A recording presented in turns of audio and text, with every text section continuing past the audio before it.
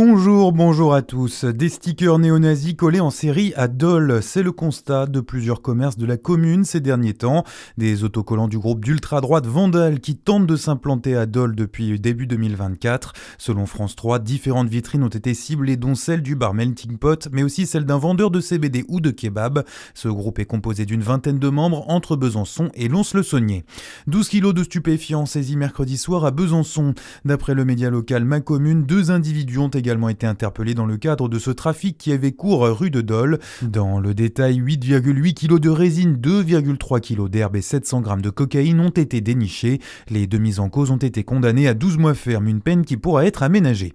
À Dole, de nouveau, le projet de mini-village pour seniors prend forme. Une réunion publique a eu lieu pour présenter les 24 logements actuellement en construction dans le quartier du Bois-Chaud. Ils doivent être livrés en fin d'année et comme le rappelle La Voix du Jura, il s'agit de logements privatifs pour nos anciens qui pourront accéder à des espaces communs pour faciliter la convivialité. 170 intérêts ont déjà été manifestés. À Chalon-sur-Saône, dernier week-end pour profiter du carnaval. La 105e édition se termine dimanche avec la grande cavalcade. Départ du défilé à 14h avant le rondeau final à 16h sur la place de l'Hôtel de Ville, puis la soirée de clôture et le feu d'artifice. Dernier week-end aussi pour profiter des 160 attractions installées sur les différentes places de la ville. L'actualité, c'est aussi cet ajustement réglementaire. Dans quelques jours, il ne sera plus possible de financer son permis avec son CPF si l'on travaille.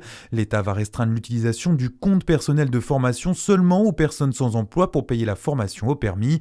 Résultat, ces dernières semaines, les candidats se sont précipités dans les auto-écoles pour profiter de l'aide avant que la mesure n'entre en vigueur. Mesure qui n'aura pas d'impact financier sur les auto-écoles, mais que regrette le directeur des écoles de conduite, Mobilian, Éducation et Sécurité routière, Patrick Bessonne. On se bat pour les jeunes, on ne se bat pas pour l'école de conduite, c'est pas corporatiste. Les jeunes, le problème, c'est qu'ils vont devoir payer de leur poche ou le faire payer par leurs grands-parents, par leurs parents, c'est tout.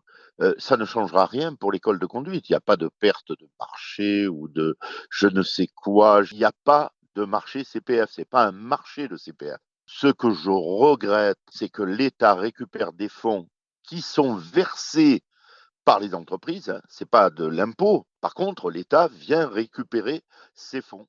Avec le coup de pouce du CPF, le permis qui coûte 1 800 € revenait en moyenne à une centaine d'euros pour les bénéficiaires. La culture pour terminer, la cérémonie des Césars qui a rendu son verdict hier. L'attachement remporte le César du meilleur film. Nouvelle Vague domine le palmarès avec 4 prix. Léa Drucker sacrée meilleure actrice. Le César du meilleur acteur revient à Laurent Lafitte. Et puis Franck Dubosc qui remporte le premier César de sa carrière, meilleur scénario original pour son film Un ours dans le Jura qu'il avait notamment tourné aux Rousses. Voilà pour l'actu, à suivre la météo sur Fréquence Plus.